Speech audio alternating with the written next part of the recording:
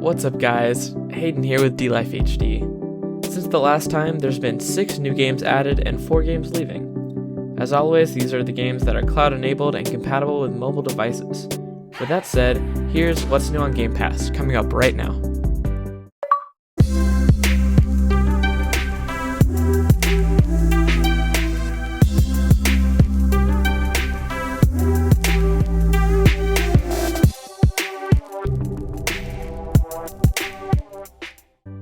First up this week is Myst, a first-person puzzle game that really reminds me of the Talos principle.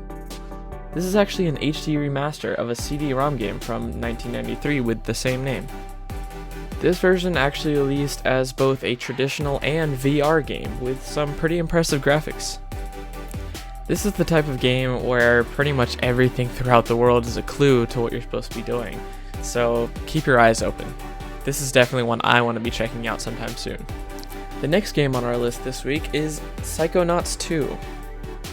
Now, not too long ago, I actually covered the first game being added to Game Pass, but the thing is, the first one came out 16 years ago before the second one earlier this year, so this sequel is a long time coming. This game follows the story of the first one and keeps the same main character, Raz. And it boasts some really interesting and unique visuals that are really worth checking out. Alright, so next up on our list is Quake 2021, which is essentially what they did with Doom. Bringing it into a new engine, updating lighting and graphics and textures, and just making it look a whole lot nicer. The original Quake released in 1996 and was very influential at the time. Having a dark and Lovecraftian style and bringing in more options to online multiplayer made it very popular. While there's still many people hoping that Quake gets the Doom 2016 treatment, this will hopefully be enough to hold off the Quake fans for now. Alright, next up on our list is 12 Minutes. And this is a game that I am really interested in. So this game is, from what I can tell, essentially a top-down, interactive movie. I haven't looked up the story for spoiler reasons for myself and you, but it has some big names. The cast includes James McAvoy, Daisy Ridley, and Willem Dafoe. There's not much more I can say about this, being it's purely story-driven, so anything else I could say would be about the story. But I'd just say try it out if it seems interesting to you. So next up is Train Sim World 2, and as far as I can recall, we just covered Train Sim World 2020 in the last video, and just like that one, I really don't know how much I can say about a train sim video game. This is a very niche type of game. It's one of those where you're either into it or you're not. I mean, if you like trains, maybe try it. Alright, so lastly in our new games we have Recompile, which is a third-person Metroidvania with a style very similar to Superhot in my opinion, and it looks really good. It's one of those where I would try it out just for the style alone, but the gameplay looks really fun as well.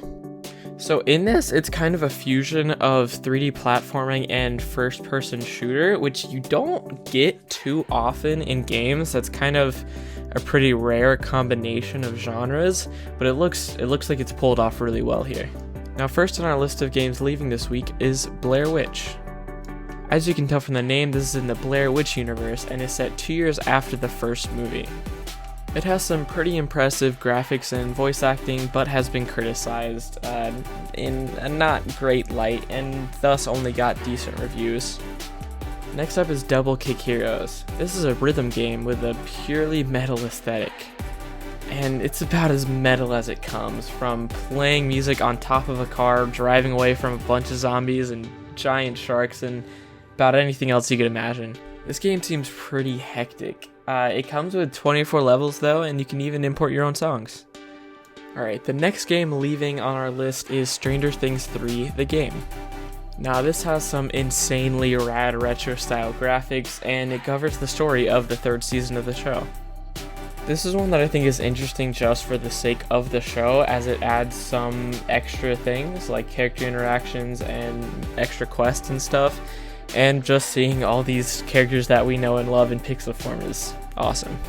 Last on our games leaving is NBA 2K21. Now this gets said every year when these games come out, but it's more of the same. If you've played a NBA game from the past, you'll know what you're getting into with this. It has updated rosters, slightly better graphics. Pretty much everything is just slightly improved in like small ways that can make a difference if you're playing it consistently. Anyway guys, thanks for watching. Let us know which of these games you like best in the comments below.